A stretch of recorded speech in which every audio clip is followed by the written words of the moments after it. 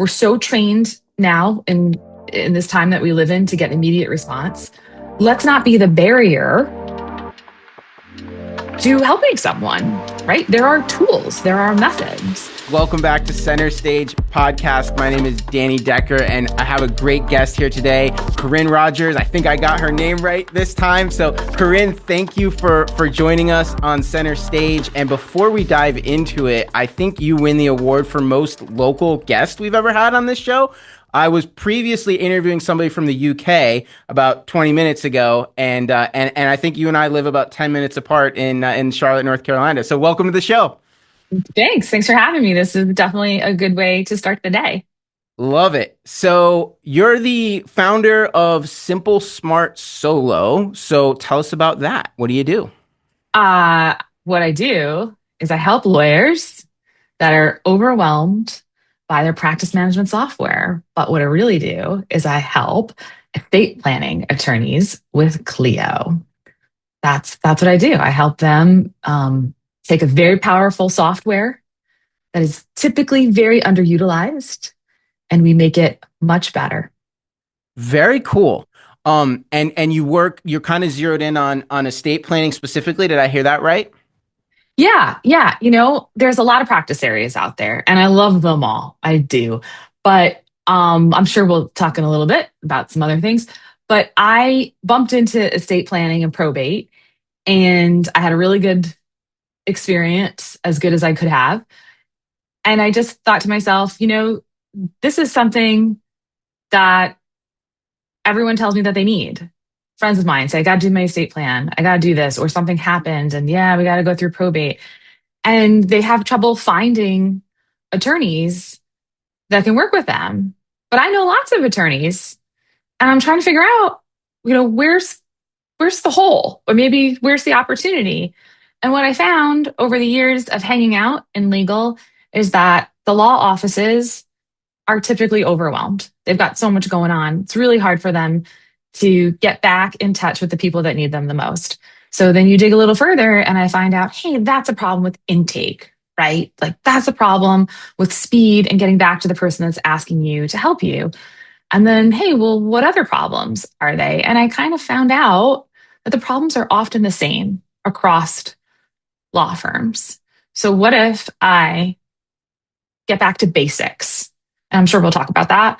But what if I just bring it down to like 5 miles an hour and we get back to basics and we do the fundamentals, we do the things that we need to do to start building the system so that they could deliver that much better of a service and the people could get help and everybody could be in a much better place. I love that. And so, we do. So at Spotlight, we work with law firms in kind of a variety of practice areas, but estate planning is a big one for us. We love working with estate planning attorneys on their marketing, help them generate more leads. And so one of the really cool things about what you just mentioned, and maybe we can kind of start our conversation here, is that intake process, right? Because, as a marketing company, our sort of number one job is to bring our clients not just leads, but the right types of leads, right? We want to bring them the right types of client opportunities. But I almost look at it as like in football, like when you're handing the ball off, or like in, the Olympics when you're like passing the baton. Because to a certain extent, like marketing brings the opportunity to the doorstep. And then there does have to be a handoff with intake. And you kind of mentioned, a lot of law firms do struggle because so much is happening that getting back to, potential new clients is like a real pain point. And I probably don't have to tell you, but the data is pretty stark on what happens if you take 24 hours to get back to a potential new client as opposed to 1 hour. Like it's a pretty stark difference. So like maybe we can start the conversation there. Like, what are your thoughts around that? How have you been able to help law firms navigate that? How does Clio help with that? Like, how do you help people solve that problem? These are great things for us to dive into, right? So let's start breaking it down. Clio puts out a report every year. It's called the Legal Trends Report. And I love this thing. It's got data, it's got information, it's got ideas. It's a great thing. If anybody's looking for it, go to Clio.com. You can download Legal Trends Report for free. Lots of fun things. They've got many, many copies. One year, they did some evaluation of what goes on from the moment a client calls and says, "Hey, I've got a legal problem," to the moment that they finally get signed up with that law firm to solve the problem. And I don't remember the real statistics. You probably know them better than I do. So I'm not even going to try and quote. Um, but basically, it can take days, days and days to get back with the potential prospect, the person that needs you, right?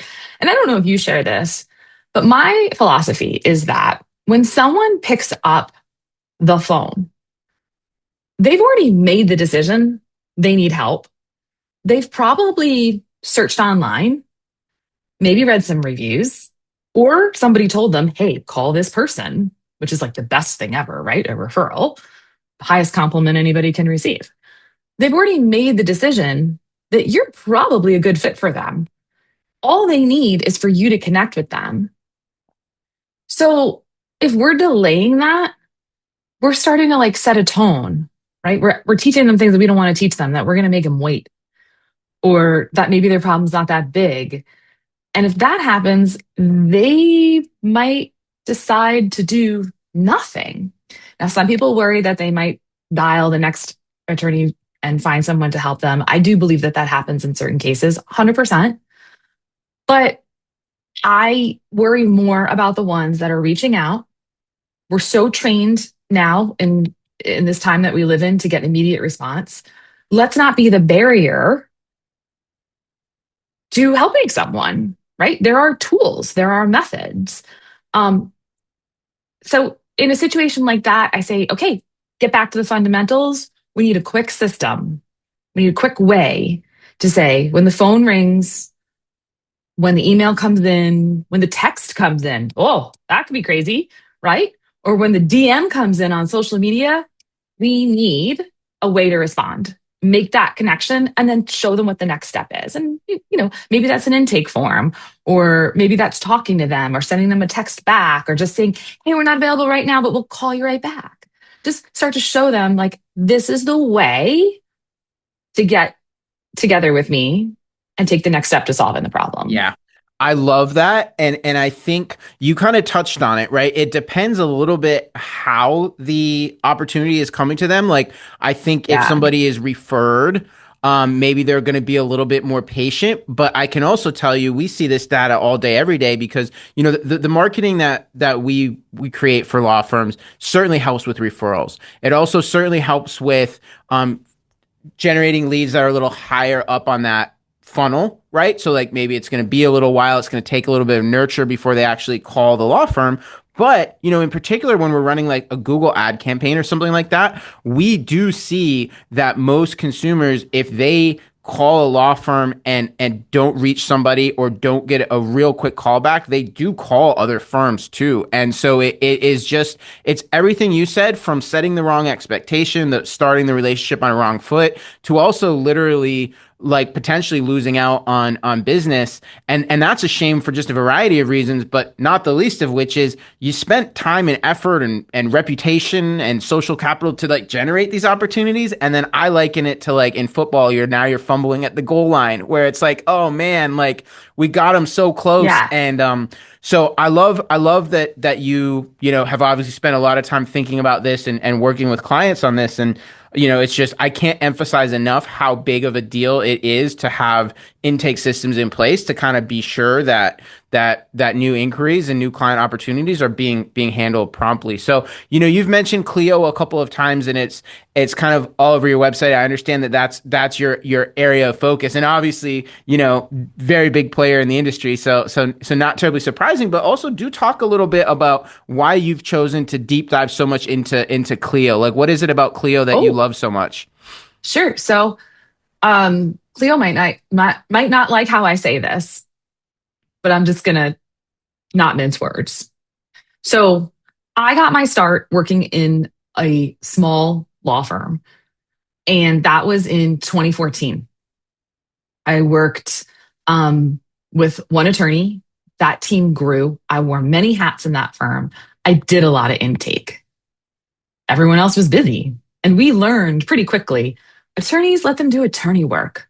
Paralegals, let them do paralegal work. office manager, let office manager do office manager stuff. Let the people do what they're really good at. So by default, I became an intake person. We used Clio. I was exposed to Clio. Clio came out with a product way back. Um, it was a separate system. It was called Lexicata then. It now became Clio Grow. And it was super simple. When someone reaches out, take their name, their phone number, their email, and log it in the system. Start building a system of where are they? Now we call it a pipeline. Back then it was, where are they? Did we make contact with them? Do we owe them something? Can we offer them a consult? Or is it not a good fit? Simple four buckets, right? One, two, three, four. I've been to so many different attorney law firm coaching seminars. These things exist. I love them. I think they're great. I think law firm owners should check them out. What I found was no matter how many times these coaching groups were telling these growing small law firms to take this piece seriously, it would just became something that just became like thrown to the wayside or overlooked. And you have to keep giving it attention. It is like your garden and you need to fertilize this thing and grow it. You've got to have a really good system where you know who's reaching out to you, you know if you've contacted them back, you know if they're making a decision to move forward or not, to whatever the next step is, or if they're not a good fit. Yeah. You got to know it's just like if you've ever worked in a restaurant, you got to know what's going on with your tables, help them through their process of eating and enjoying their meal. If they have a really good time, they're going to leave you a great gratuity, and then they're out the door telling their friends what a wonderful experience they had. It's kind of the same thing. You want people to have a great experience coming through. Clio provided the system, which was very simple then. It's fancier now. But I'm still in the camp where I don't think it takes much. There are many CRMs. That's what these things are called. Customer relationship managers, I think. Yep. Is there, Nailed it. right? I think I got it right. Okay. So there are many of these things. There are so many beautiful ones. There's Lawmatics. There's HubSpot. Oh, that thing's gorgeous. There's Clio Grow. My Case has got one built in. But if you don't use them, then I don't know what's happening. And Hmm. I feel like you're losing opportunities and you're putting it out there that something else is more important than the actual beginning client experience. I Yeah. don't know. Yeah. Yeah. So let's talk about your practice. So Okay. tell us a little bit about how you work with clients, and let's actually start with like what is a good fit, and I'm specifically wondering, like, if somebody doesn't have Clio yet, is that a good time to start with you, or do you only work with people that are like Yeah. already like using Clio? How do you think about that? These are great questions. Let's answer them. So I work to build out Clio Grow and Clio Manage for estate planning and probate firms. I prefer to work with law firms that would maybe have the vision of grossing. That's the total money that a law firm takes in, not what is your take home, right? Hmm. Let's go back to basics. Gross is what all the law firm money that comes in. I prefer to work with law firms that are maybe trying to gross up to 750. And I'm careful not to say a million. And here's why. Because sometimes a million is this big, they call it a big, hairy, audacious Hmm. goal, a BHAG. Hmm. It's fine to have goals. They can be whatever you want. But I find that when law firm owners are just going out on their own, they're hitting that 100, 200, 300 gross revenue. And then they're kind of like, whoa, how do I get bigger than this? Or like, what do I got to do? Right. So a million might feel like this really big reach.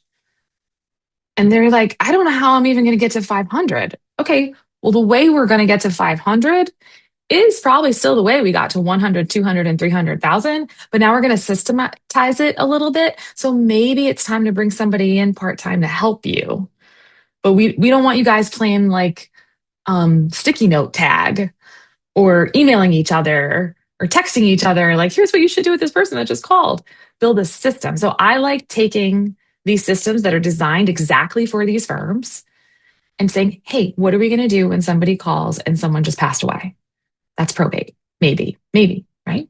What are we going to do when somebody calls and is fully focused and says, hey, I think it's time for me to do a trust or a will, but I don't know which one. Let's build it out. And then we're like, wait a minute. What do we do for the person that calls and they're like, hey, I have like 2 minutes and I needed to call you and I just have to get this off my list, but I can't really talk right now. So could we set up how do we deal with that? If we hit Love those it. three buckets, I think we're going to be okay. I think we're going to be all right. So yeah, I work with small law firms on their journey, maybe to 1 million, maybe to 750, that just they know that they need more out of their system. Love it. I love that. So talk about some of the quick wins, Corinne. I always like to think about, what are some of those quick wins? And obviously we talked about intake Mhm. and man, I, can't emphasize enough how important I feel like that is for a law firm to really kind of maximize growth potential. But maybe for somebody like there are plenty of firms out there that like either don't have a CRM yet or don't like their CRM. Um, and maybe don't even fully realize like how much better life can be when you are using a CRM like Clio. So like what are some of those quick wins, ways that that people's life gets better once they start working with you, once they start using a CRM like Clio properly? Okay. Now don't get triggered because I might be coming after marketing right now. Okay. Please, all day All long. right.